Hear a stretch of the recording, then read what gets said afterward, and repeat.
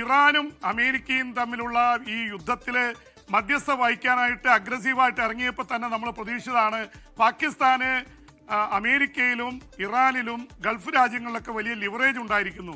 അതുപയോഗിച്ചുകൊണ്ട് ചൈനയുടെ പിന്തുണയോടെ ഇന്ത്യക്കെതിരെ നീങ്ങാനുള്ള ഒരു നീക്കമായിട്ട് ഇത് തീരുമെന്നുള്ള ആശങ്ക നേരത്തെ മുതൽ പ്രകടിപ്പിച്ചതാണ്. ഇന്ത്യക്ക് കിട്ടിയ സുവർണാവസരം പാകിസ്ഥാൻ അടിച്ചുകൊണ്ടുപോയെന്ന് മാധ്യമങ്ങളൊക്കെ റിപ്പോർട്ട് ചെയ്തിരുന്നു. പക്ഷെ അതിന്റെ പശ്ചാത്തലത്തിൽ നോക്കുമ്പോൾ SKN 1971 യുദ്ധത്തിൽ SKN ഓർക്കുന്നുണ്ടാവും, അതിനെക്കുറിച്ച് വായിച്ചിട്ടും ഉണ്ടാവും.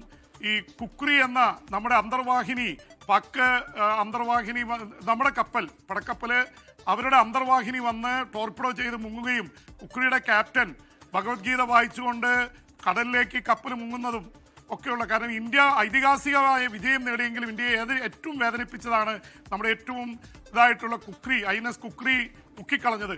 അതേ ഇതിൽപ്പെട്ട ഹങ്കോർ ഇതിൽപ്പെട്ട ഒരു അന്തർവാഹിനിയാണ് ബംഗാൾ ഉൾക്കടലിൽ പാകിസ്ഥാന്റേതായിട്ട് കണ്ടെത്തിയിരിക്കുന്നത്. ബംഗാൾ ഉൾക്കടലിൽ 1/2 നൂറ്റാണ്ടായിട്ട് കടന്നു കയറാത്ത പാകിസ്ഥാൻ ആദ്യമായിട്ട് അവരുടെ സാന്നിധ്യം അറിഞ്ഞിരിക്കുന്നു.